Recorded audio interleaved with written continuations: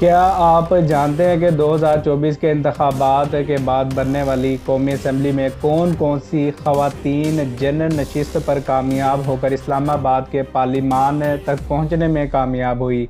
किसका ताल्लुक पीटीआई, नून लीग और किसका ताल्लुक पाकिस्तान पीपल्स पार्टी से है?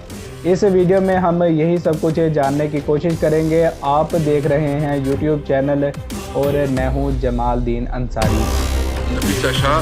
अल्लाह तबारक तआला से दुआ है कि वो मेरी मदद और रहनुमाई कराया। नंबर 1, सैयदा नौशीन इफ्तिखार। तहसील डस्का ज़िला सियालकोट में कौमी असम्बली के हल्का NA 73 से नून लीग की सैयदा नौशीन इफ्तिखार एक बार फिर कामयाब होकर पार्लियामेंट की राहदारियों तक पहुंची। 2024 के जनरल इलेक्शन में नौशीन इफ्तिखार ने इमरान खान के नॉमिनेटेड अली असगर के 1,04,000 वोटों के मुकाबले में 1,12,000 वोट हासिल किए। पीर फ़कीर घराने की बेटी नौशीन के वालिद पीर सैयद इफ्तिखारुल हसन शाह भी MNA रह चुके हैं। बैनुल मज़ाहब हम-आहंगी की एक मिसाल है पूरी दुनिया में। नंबर 2, शाजिया मनसब। कौमी असम्बली के हल्का NA 112 में PTI के एजाज शाह और नून लीगी उम्मीदवार डॉक्टर शिजरा मनसब खरल के माबैन कांटेदार मुकाबला हुआ। साबिक वज़ीर दाखिला एजाज शाह के 93,000 वोटों के मुकाबले में शिजरा मनसब के बैलेट बॉक्स में 1,40,000 वोट पड़े और वो मेंबर नेशनल असम्बली इलेक्ट हुई।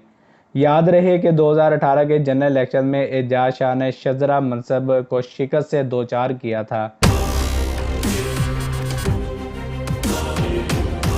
नंबर 3, आसिया सिद्दीकी। कौमी असम्बली के हल्का NA 232 कराची में इमरान खान के हमायत याफ्ता साबिक MP इंजीनियर अदील अहमद और MQM की आसिया सिद्दीकी का 1-to-1 मुकाबला हुआ।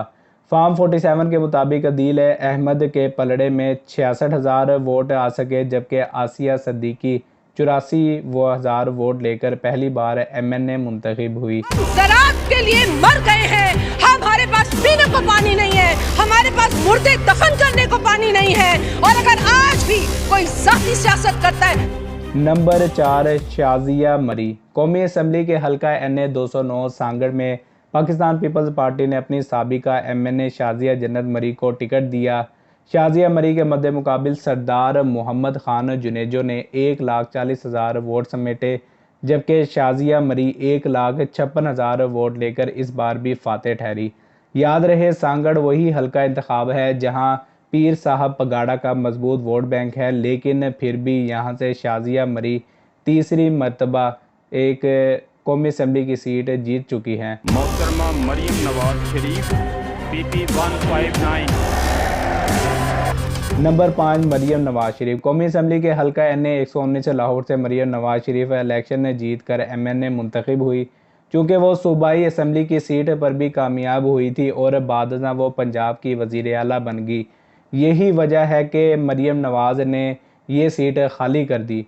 8 फरवरी के रोज़ होने वाले इलेक्शन दंगल में मरियम नवाज ने 83,000 वोट लिए, जबकि इसके मद्दे मुकाबिल इमरान खान के हमायत याफ्ता शहजाद फारूक 68,000 वोट ले पाए। वाज़ेह रहे कि PTI के नज़दीक मरियम नवाज की NA 119 से जीत मशकूक है, क्योंकि बड़े पैमाने पर फार्म 47 में रद्दोबदल की गई।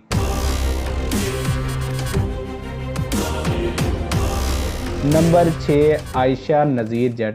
साबिक MNA चौधरी नज़ीर जट की साहबजादी आयशा नज़ीर जट पहली बार MNA मुंतखब होकर पार्लियामेंट में नज़र आ रही है।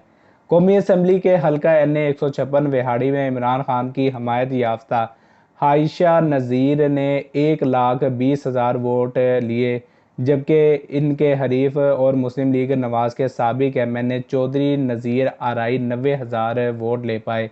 याद रहे कि 2018 के जनरल इलेक्शन में PTI का टिकट ना मिलने पर आयशा नज़ीर जट ने आज़ाद हैसियत में इलेक्शन लड़ा था, जहां से वो नून लीग के उम्मीदवार के हाथों शिकस्त खा गई थी। नंबर 7, तहमीना दौलताना। कौमी असम्बली के हल्का NA 158 से नून लीगी सैनेटर रहनुमा बेगम तहमीना दौलताना अब की बार फिर से फतहयाब होकर पार्लियामान में गरजती बरजती नज़र आ रही है। उन्होंने PTI के नॉमिनेटेड आज़ाद उम्मीदवार ताहिर इकबाल चौधरी के 1,03,000 वोटों के मुकाबले में 1,96,000 वोट हासिल की। बेगम तहमीना दौलताना के वालिद मियाँ रियाज दौलताना और इनके चचा ज़ाद भाई साबिक वज़ीर आला पंजाब मियाँ मुमताज़ दौलताना का शुमार पाकिस्तान की सियासत के पिलर्स में होता था। तंदो तेज़ और जारहाना मिजाज रखने वाली तहमीना दौलताना का एक तारुफ ये भी है कि वह साबिका खातून अव्वल मोहतरमा कलसूम नवाज की सहेली भी है। नंबर 8 अंबर मजीद न्याजी। 9 मई के बाद पंजाब के ज़िला लिया से पीटीआई के एमएनए मजीब न्याजी रूपोश हो गए और ऐसे में इन समेत ख़ानदान के दीगर अफराद ने कड़ा वक्त झेला।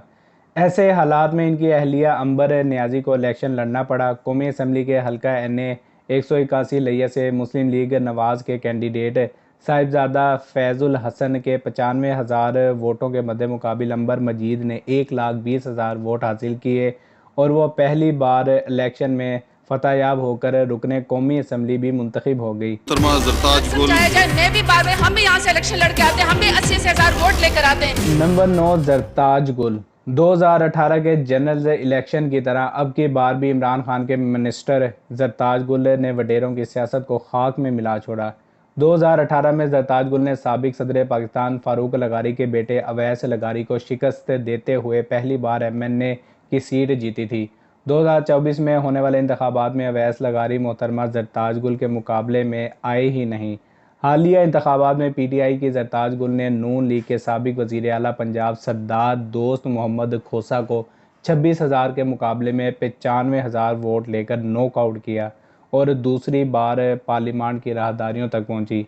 याद रहे कि जरताज गुल 9 मई के बाद से अंडरग्राउंड थी और इलेक्शन से सिर्फ चंद हफ्ते पहले ही वो सियासी मंजरनामे पर नजर आई थी। पार्लियामेंटेरियन स्पीकर साहब हमारे पास और है क्या सिवाय एक आवाज।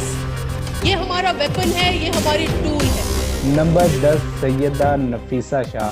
पाकिस्तान की इलेक्टोरल हिस्ट्री के सदाबहार एमपीए और एमएनए और साबिक वज़ीर आला सिंध सैयद कायम अली शाह की साहबजादी डॉक्टर सैयदा नफीसा शाह 2024 के इलेक्शन में जीत कर एक बार फिर से रुकने कौमी असम्बली बनी। पीपल्स पार्टी की नफीसा शाह ने तकरीबन 1.5 लाख वोट लेते हुए अपने रवायती हरीफ सैयद गौस अली शाह को धूल चटाई और साबिक वज़ीर आला सिंध सैयद गौस अली शाह सिर्फ 28,000 वोट ले पाए। भुट्टो की पार्लियामानी सियासत में एंट्री।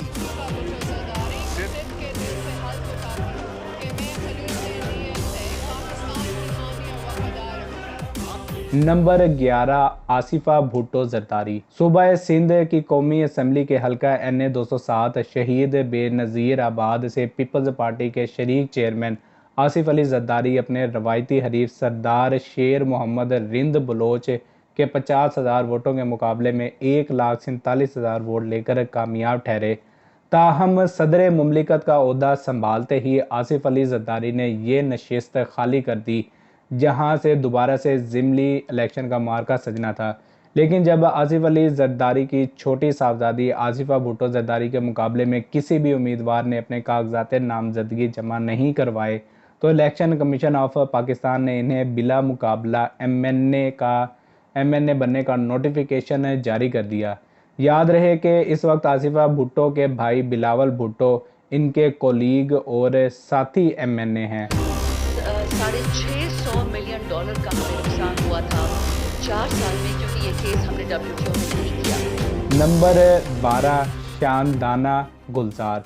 पेशावर की कौमी असम्बली के हल्का एनए 30 से तहरीक इंसाफ की हमायत याफ्ता उम्मीदवार शानदाना गुलजार ने कामयाबी समेटी और रुकने पार्लियामान मुंतखब हुई। इनके बैलेट बॉक्स में 80,000 के करीब वोट पड़े, जबकि इनके हरीफ नासिर खान मूसा ज़ई जिनकी सियासी वाबस्तगी मौलाना फजलुर रहमान की जमीयत उलमाए इस्लाम के साथ है, बड़ी मुश्किल से 20,000 वोट लेने में कामयाब हुए। आपको ये जानकर हैरानगी होगी कि 2013 के जनरल इलेक्शन में इसी नासिर खान मूसा ज़ई को शानदाना गुलजार के वालिद गुलजार खान ने शिकस्त दी थी। तब ये मसूफ मुस्लिम लीग नवाज में थे। 2018 के जनरल इलेक्शन में नासिर मूसा ज़ई पीटीआई में शामिल हुए और पाकिस्तानी इलेक्शन जीत कर एमएनए इलेक्ट हो गए। याद रहे कि शानदाना गुलजार जनरल सीट पर तो पहली बार एमएनए मुंतखब हुई है, जबकि इससे कबल वो 2018 के जनरल इलेक्शन के बाद बनने वाली कौमी असम्बली में वुमन रिजर्व सीट पर तहरीक इंसाफ की रुकने कौमी असम्बली बन चुकी हैं।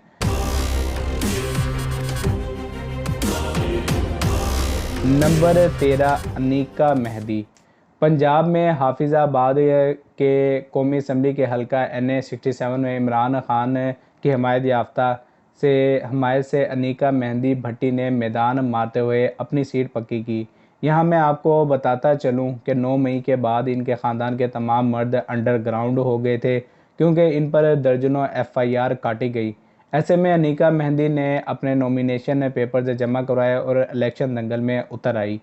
उन्होंने नून लीग के साबिक मिनिस्टर अफजल तारिक के 1,87,000 वोटों के मद्दे मुकाबिले 2,08,000 वोट हासिल किए और पहली बार इस्लामाबाद के पार्लिमान तक पहुंची। अनीका मेहदी के वालिद चौधरी मेहदी हसन भट्टी साबिक MNA हैं, जबकि अनीका के भाई शौकत अली भट्टी 2018 के इंतखाबात में PTI के टिकट पर MNA मुंतखब हुए थे, जबकि अनीका मेहदी भट्टी की सियासी हरीफ सायरा अफजल ताड़ड़ भी सियासी घराने की बेटी है।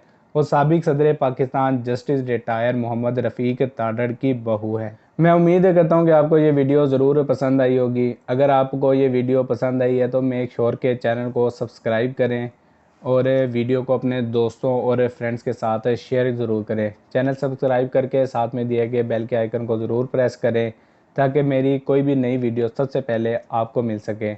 अपना बहुत सारा ख्याल रखिएगा, अपने साथ जुड़े लोगों का भी ख्याल रखिएगा, मुझे भी दुआ में याद रखिएगा। मिलते हैं किसी और वीडियो में, तब तक के लिए